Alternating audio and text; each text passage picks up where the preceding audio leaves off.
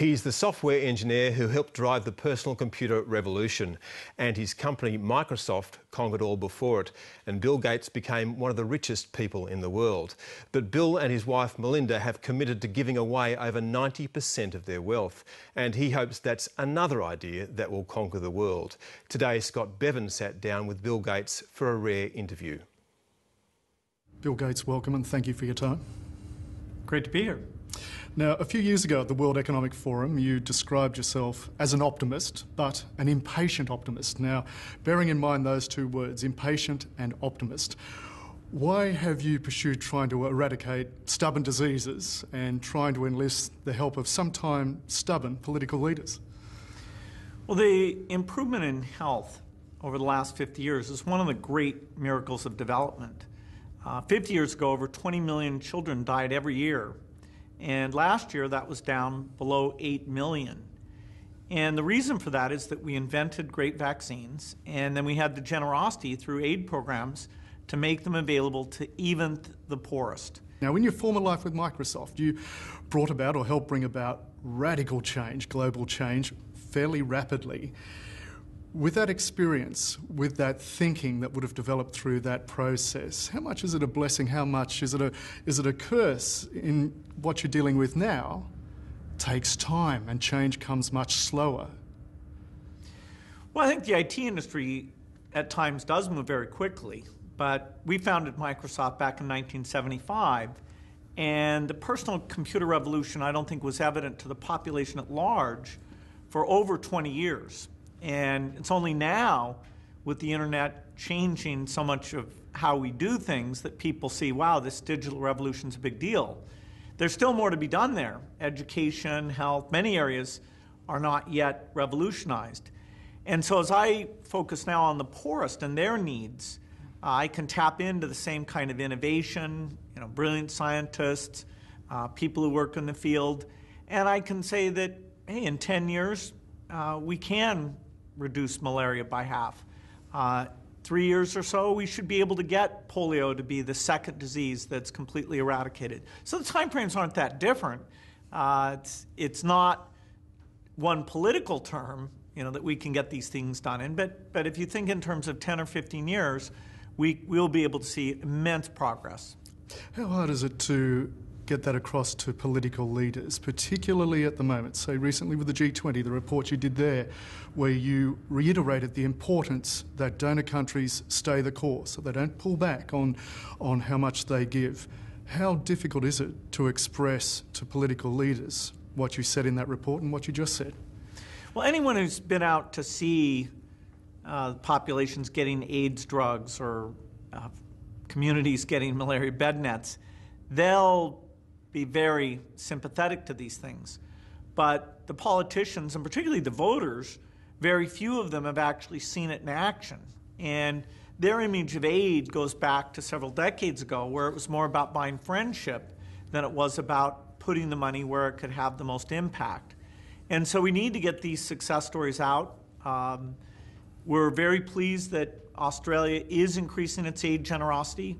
It has a commitment by 2015 to get up to 0.5%, which would put it at the average of what rich countries give, quite phenomenal. And those increases are going into very effective activities. They're a great partner on vaccines, great partner on polio. So I'm enjoying the fact that aid is getting smarter all the time, and that's helping to back that it should be part of the budget, even in times where budgets everywhere are very, very tight. In your G20 report again, you propose certain taxes as a means of raising revenue for development, and you said markets and governments should price carbon more explicitly through taxes and other means. Now, as you know, Australia is about to have a carbon tax. What do you think of it, and what do you think it's likely to achieve, if anything, in regard to tackling climate change and the work that involves in what you do with the foundation? Well, I wish the world at large found it easier to get together on this, because a carbon tax is a very important tool to encourage the invention of low-cost energy technologies that don't emit carbon. And to help that happen, a carbon tax really is a key piece. You want to fund basic research so that the science is there. And then you want companies thinking whether it's solar or nuclear or wind. I wish the United States was stronger on the taxation piece, but I will say that it is funding research more than any other country in the world. So when Australians say, and there has been opposition to this carbon pricing, when they say, what difference are we going to make on a global scale? How would you answer that by extrapolation of what you see in the poorest nations? Well, it's absolutely true that somebody has to lead on tough global issues. And if only a few countries do something, in this case, it doesn't solve the problem. And so you have to believe that by setting a good example, that others will come in. The United States and China have to come in a big way to this. Technology has to come along that makes the price premium for energy without CO2 emission less than it is today. Now, I'm a big optimist that that will happen. Let's talk about philanthropy in Australia.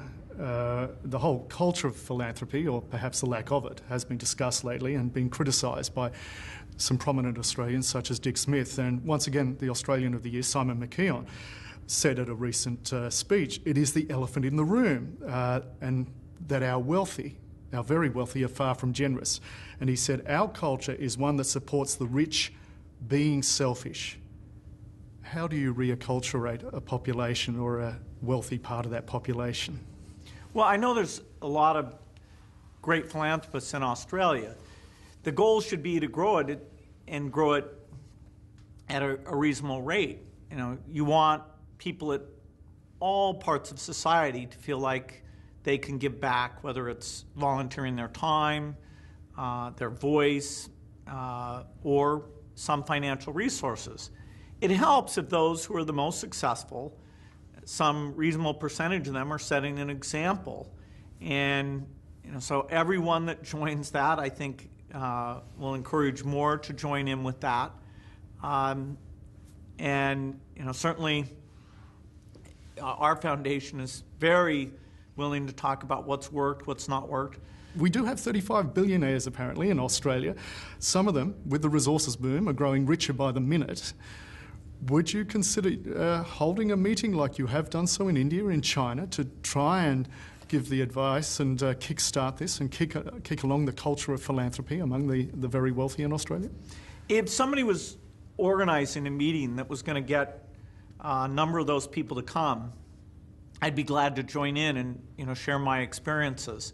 I don't know the people, so I won't organize it myself. But yes, that's willingness to participate in a meeting like that is something I enjoy a lot.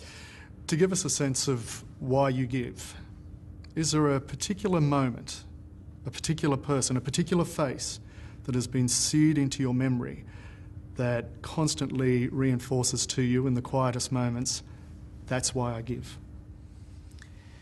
Well, there's many different ways you come at giving. I remember thinking quite logically that I didn't want to spoil my children with wealth, and so that I would create a foundation, but not knowing exactly what it would focus on.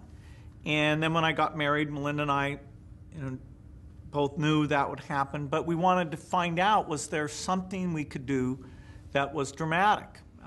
So it's personal, it's seeing it, it's thinking about it numerically, and the next thing you know, it's your full-time work, and you're not even questioning it because it's so exciting. And yet when it goes slower than you want, you get impatient and you try to be creative about pushing it along. More exciting than anything that you achieved in Microsoft and with Microsoft? I'd say equally exciting. I mean, in my 20s and 30s, that work was thrilling. And I worked day and night. I loved it. We believed in something that most of the world didn't see. And that revolution continues. Now I get that same kind of satisfaction in my foundation work. Time Magazine's Person of the Year just announced, The Protester. in recognition and acknowledgement of the enormous changes brought globally this year by protests and popular movements. For someone who's trying to change the world along another avenue, another path, what do you think of this other avenue of change, and how do you assess the success of the protest?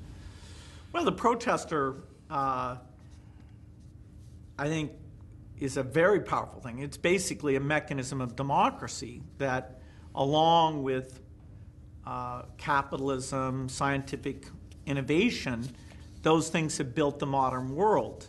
And it's wonderful that the new tools have empowered that protester so that state secrets, bad developments are not hidden anymore. The protester, I think, will speak up for the world's poorest. Why did we get the attention at the Gleneagles G8 summit that led to a huge commitment to the poorest people? Well, there were a set of protesters who came together. There's no cause more just than the need to care about the very poorest. And so I think it is a powerful tool. I think young people want to get behind these causes, and so they some protest about aid issues will be a real friend of the causes I believe in. Finally, the Russian writer Leo Tolstoy said more than a century ago that money is a new form of slavery. By giving away or pledging to give away billions of dollars, how liberated do you feel? Well, I feel it's great. It's gotten me away from the title of being the richest, and that's a nice thing. But it's also a responsibility. You want to do it well. I think you need the same type of diligence that you had in being able to make a great fortune, picking people to work with, picking goals, being honest about the limitations of what impact you can have. So, it's fun, but I also take it quite seriously. Bill Gates, I wish you and your family a wonderful Christmas in Australia. Thank you for your time. Scott Bevan with Bill Gates.